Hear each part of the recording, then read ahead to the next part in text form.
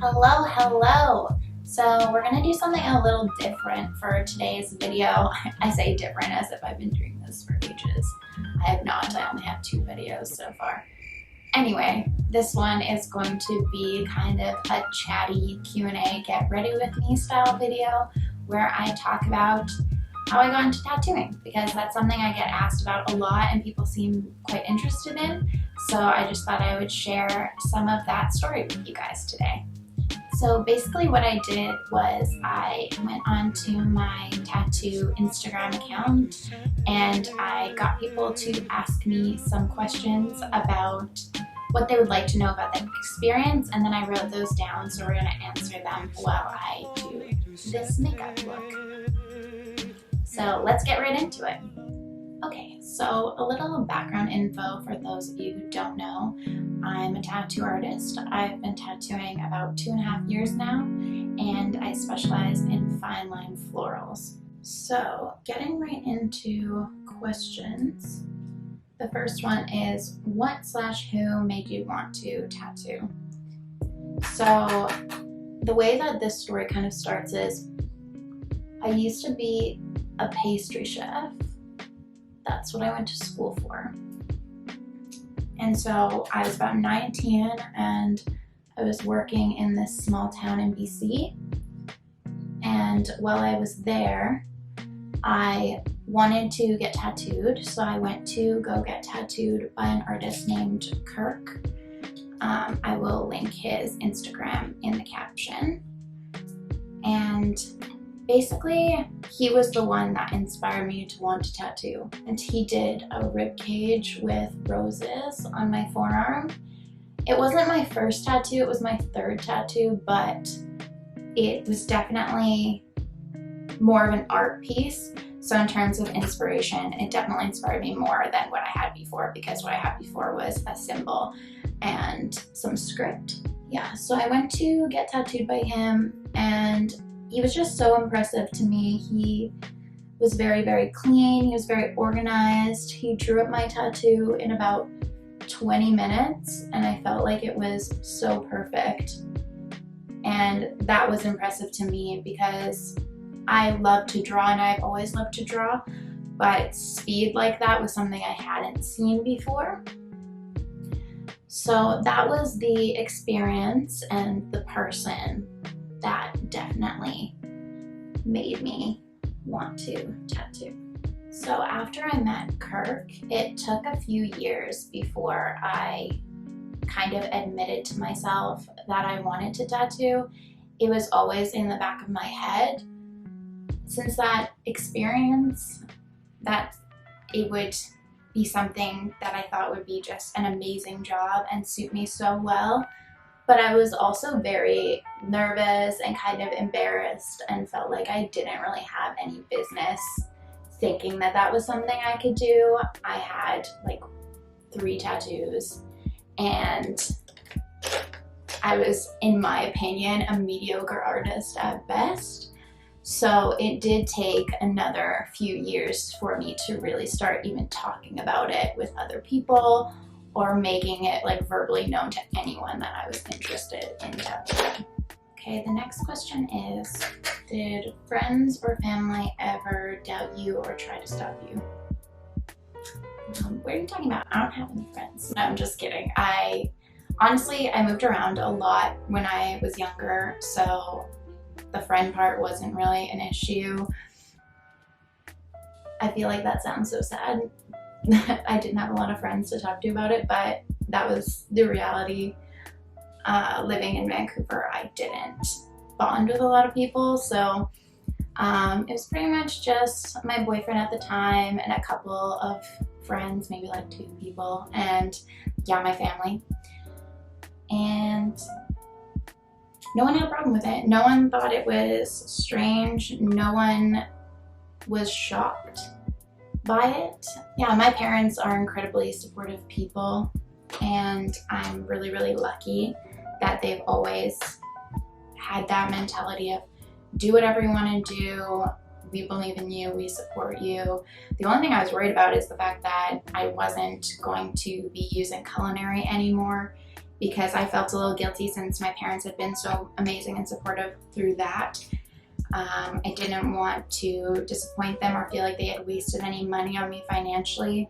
We split the cost of culinary school, so I did feel like, you know, I appreciated what they had done for me, and I didn't want to disappoint them in any way by not using what I had gone to school for in the future.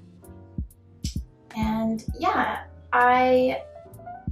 it wasn't shocking to anybody. I was pretty unhappy in my current field. I would go home after working long shifts at the hotel I was working at in Vancouver, and I would draw like crazy, you know, before work, after work, on weekends, whenever I had time. And my parents kind of had their own conversations, being like, do you think this is what Taylor's gonna end up doing? Like, she talks about it a lot, she seems very interested in it. So it wasn't really any kind of surprise to them. So yeah, no one tried to stop me. I think when I set my mind to something, I'm very much going to do it. It's the type of person I am and the person that my, you know, parents and family know me to be. And as much as tattooing wasn't something they were familiar with or had any experience with, they know me, and if I'm about it and believe I can do it, then they're there to support no matter what. So I'm very lucky. I know that that's not the norm for every tattoo artist. I work with a lot of tattoo artists whose families, you know, either don't know or don't support their career choice. So I am very, very lucky that everybody from, you know, my mom, dad, and sister to my grandparents are supportive of what I do, and that's pretty amazing. Okay, next question is, how did you find the right shop to apprentice in? So I decided to move from BC to Toronto to tattoo. It just seemed like the right choice. My boyfriend at the time had family there. I had family, or have family, in Ontario. It seemed like a safer choice for somewhere to change careers and start new.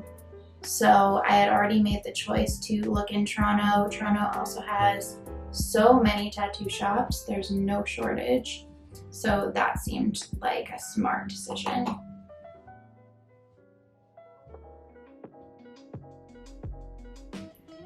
And from there, it was just research, looking at shops that had artists that I thought were impressive, whose work impressed me, who inspired me. That was about it, but realistically, it's not just you who gets to make that decision. You can look up the shops you like and go seek out the artists who you want to work with, but they also in turn have to work with you. So it's not all your choice. You might find a shop you like and maybe they're not taking apprentices for the next 5 years. Like, you know, you kind of have to also just take opportunity when it's presented to you. Obviously, you still have to pay attention to if the space is safe and, you know, professional. That's obviously always important, but aside from that, it's definitely a decision that goes both ways. Golden Iron was a shop that impressed me right away. I thought everyone that worked there was very talented. I just appreciated the skill there, and I got really lucky. Whereas when I got my apprenticeship there, they were actually looking for apprenticeships. That's not very common nowadays, so that might not be the case for everybody out there now that's looking to get into tattooing to start an apprenticeship, but they were actually looking for people when I applied, and so it made that really easy for me. Not in the way that the apprenticeship was easy, and I did also do the whole go, you know, space to space, you know, putting my portfolio out there beforehand. I had done that already for a couple months to some shops in Toronto. and I'd gotten nothing back. That's to be expected. But Golden Iron had made it known that they were looking for apprentices, and so I had sent my portfolio to them. I was actually in Winnipeg at the time when they had posted that they were looking, so I sent everything through email, and they had gone back with me saying that they wanted to interview, and we went from there.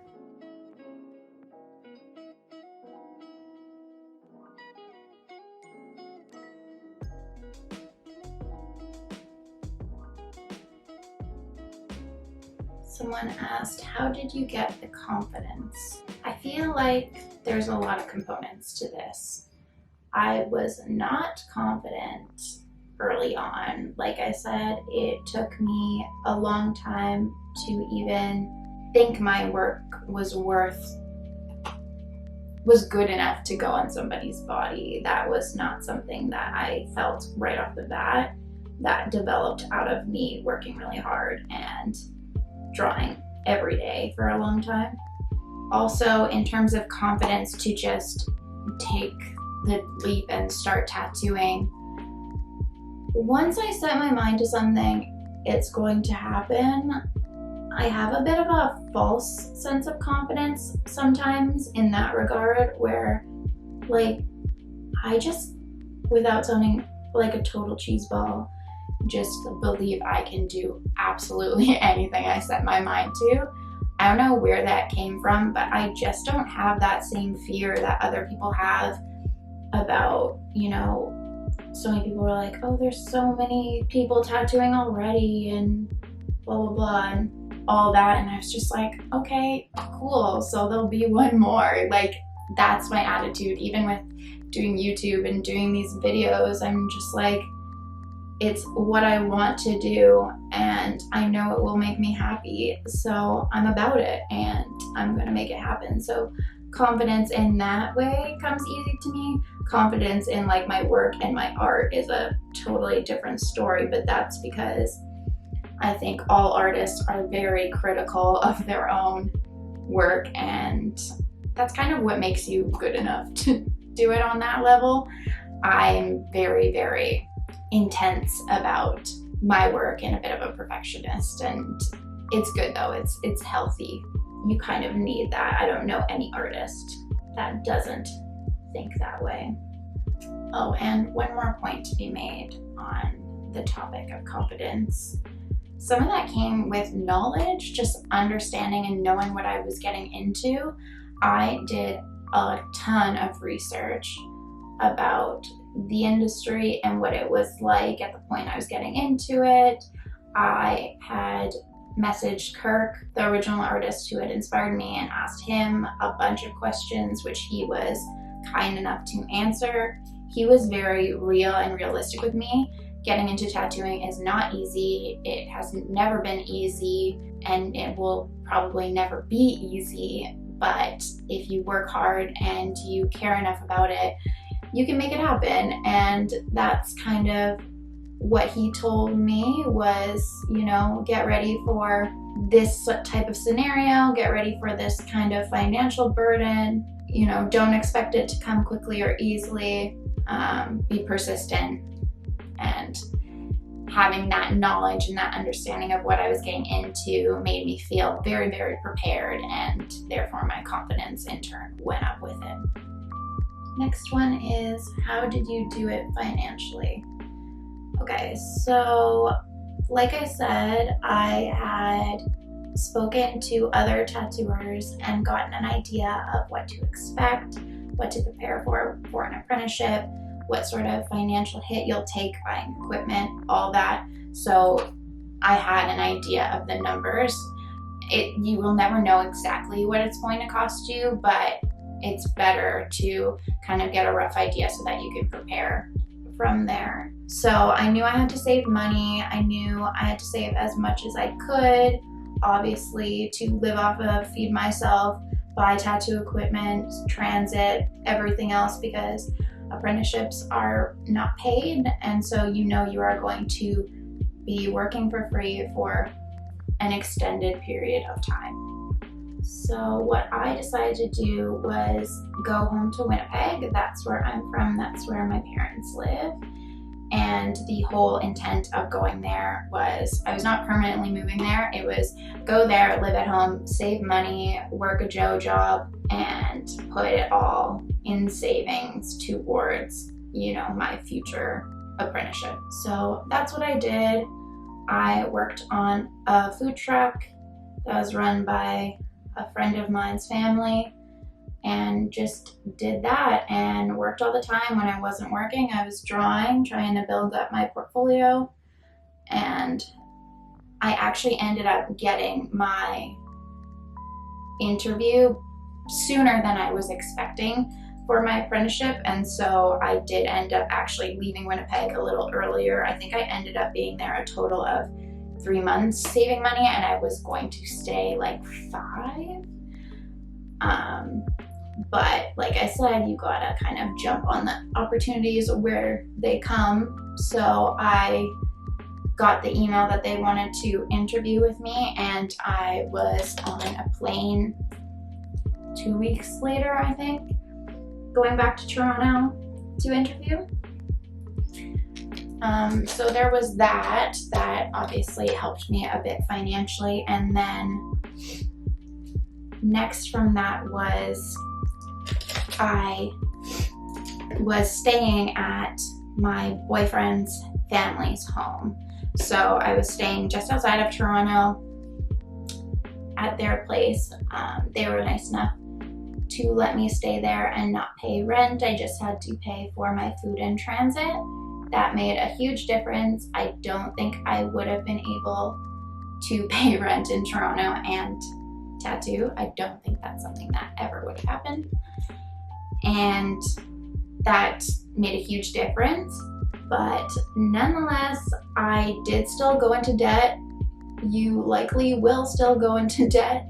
I did not work any other jobs while I was apprenticing. Some people do. I wanted to focus on apprenticing full time. That was my choice. Basically, even if you have a good setup and you're in a place where maybe you don't have to pay rent and you have a little savings behind you, it's still quite difficult to get through an apprenticeship. I don't know any single person that's apprenticed and hasn't struggled financially in that time. Basically, I ended up commuting about 2.5 hours there, 2.5 hours back every day from where I was living to where I was apprenticing. And I think cost-wise, that came out to being about $400 a month alone just in transit. So obviously you're making no income, that's still a big hit. And that's not even getting into the point where you're now needing to buy equipment for yourself, machines, power supplies, all that fun stuff is lovely but very expensive, and you need it. You cannot start tattooing without it. So towards the end, or not the end, probably more the middle point of my apprenticeship, I was beginning to buy everything that I needed as well. So I did go into some credit card debt from that. And honestly, right at the end of my apprenticeship, when I was, doing free tattoos and, grinding it out, I was just getting by. I was stressed out all the time financially. My sister actually ended up kind of saving my ass and sending me, I think, $400, which made me just comfortable enough to get through that final month. But yeah, she helped me a ton just because I was legit breaking down emotionally about it. I'm somebody that likes to keep my finances very controlled. I'm in control now. Not in control at any point during that time that I was apprenticing. I was constantly stressed out. I was happy and loving what I was doing, but I would come home, get off the bus, sit down on the bathroom floor and cry for a while and then go to bed. It was the norm. It's pretty much the norm for everybody that I've talked to. So obviously prepare, but chances are it's still gonna be hard no matter what. Next question is, how did you find your art style? I tell people the same thing every time they ask me this question. I don't feel like I found my art style. I feel like it found me. I had no intention of specializing in fine line florals. It just happened. I started off wanting to do kind of more traditional work, and that's just not really what happened. I did a little bit of some like bold line, thicker line pieces in the start, and it just transitioned. I started playing around with whip shading. Cool whip, cool whip. Doing some of that, and I liked the way that looked, and people seemed to respond to that. There's something to be said about what people like to see from you, and people were liking to see florals from me, and I developed them and figured out my own way to draw them that suited my style and made me happy, and that's just kind of how that happened. It was very organic. It happened over the course of the 2.5 years I've been tattooing, and it's probably going to keep developing from here on out.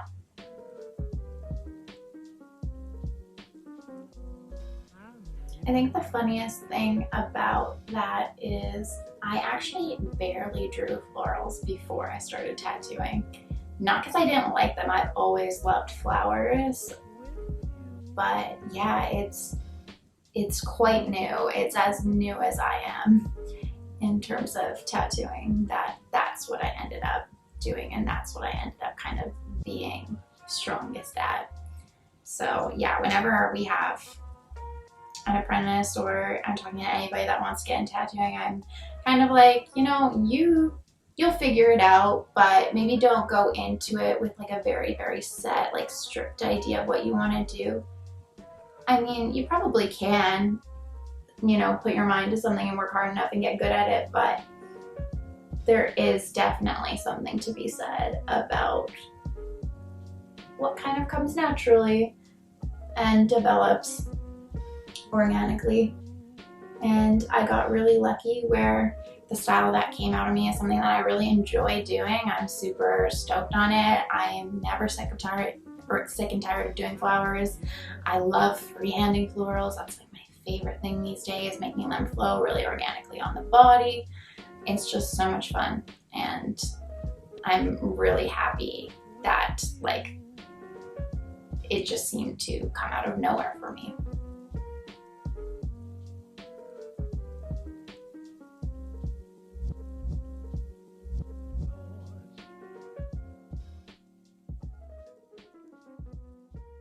So the last question I have is about what it was like getting into an industry that is stereotypically seen as male dominated.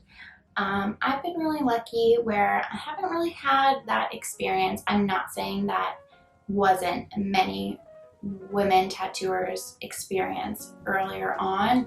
I think I just, in the time frame that I got into tattooing, that was much less of a dominant issue anymore. My two mentors are both male, but that is not because there is a lack of women tattooers nowadays. I work at a shop with a bunch of other female tattooers. You know, we've always been kind of about 50-50 split, male and female, and just in my experience and the people that I follow on Instagram and the friends I've made through that platform, there is a lot of amazing women tattooers out there nowadays, and it definitely was male dominated in the past, but from what I've seen and experienced nowadays, it's very even, at least in Toronto. And I also didn't feel any sort of pushback from my male mentors, both Kirk and Season. Kirk being who I got tattooed by in BC, who I still talk to and go to for advice, and Season being the boss and owner of the location that I work at. He was also my mentor during my apprenticeship. They have both been incredibly supportive of me. as a female tattooer. I have never once felt like less. I have never once felt not capable. They've backed me 100% and always made me feel like I was important, and that's awesome. I do feel for any women that have experienced pushback. I'm sure it does happen. The only kind of sexism that I deal with in my work environment is from the occasional male client, but never from male tattooers, and that's amazing. I'm very pleased to work in such an accepting industry and an accepting workplace. So the very last thing that I'm going to say before I go pop on some lashes and figure out this hair situation is just a little bit about what people should know if they're looking to get into tattooing or get an apprenticeship. It's something I get asked a lot. I am not pretending to know everything there is to know about tattooing. I am very, very fresh myself and still learning every day, but the one piece of advice that is good advice that I can give anyone and everyone is draw like crazy. I drew every day for a year before I actually quit my job to get into tattooing, just because I wanted to make sure I liked it enough to do it every day. It's something that people don't realize is like a hard thing to do. I love drawing and I still draw for fun. I still draw in my free time. It's still relaxing for me and I'm so lucky for that. But I remember when I was in pastry, I used to love baking and now I hate it. Like, I absolutely hate it. I did it every day for whatever, 3.5 years. And I was like, Christmas would come around and I'd be like, I don't want to make anything. I don't want to make treats. This is fucking terrible. And it totally changed how I felt about it. And I didn't want that to happen to drawing because drawing was so, therapeutic for me. And so I made myself draw like crazy to get to know if it was going to be okay as something that I was going to do 365, for years and years on end. And it is. I'm totally fine. There are days where I don't want to. There are days where I'm frustrated or it just feels like I've forgotten how to draw. The worst feeling in the world. But I can always push through it and feel good about what I'm doing. And that's super important. So draw like crazy, go get tattooed by people that inspire you, have conversations with them, build relationships. Relationships are usually helpful in this industry, and yeah, that's the best advice I can give you. Don't expect it to come quickly or easily, but work hard and be persistent, and that's all you can do.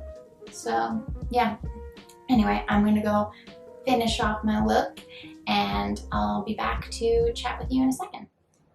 Alright, so I kind of went and did some glam hair to go with this glam gold eye. Also, my lashes are Likely Lashes in the style Hostile Honey, and they are amazing. I'm obsessed. This really amazing girl, Jordy, makes them. She works out of Canada, which is cool. And yeah, so if you wanna give her a follow, she's somebody I look up to a lot and makes amazing product. So I will link her stuff in the caption as well. Thank you so much for watching this kind of chatty Q&A, get ready with me style video. If you'd like to see more videos like this, I'd really like to know that in the comments. Yeah, I love to chat with you guys, so anything you want to say, I would love to hear it. And obviously, if you want to see more from me, like and subscribe. I'm really enjoying these videos. It's so much fun for me. Until next time, thanks again. Bye.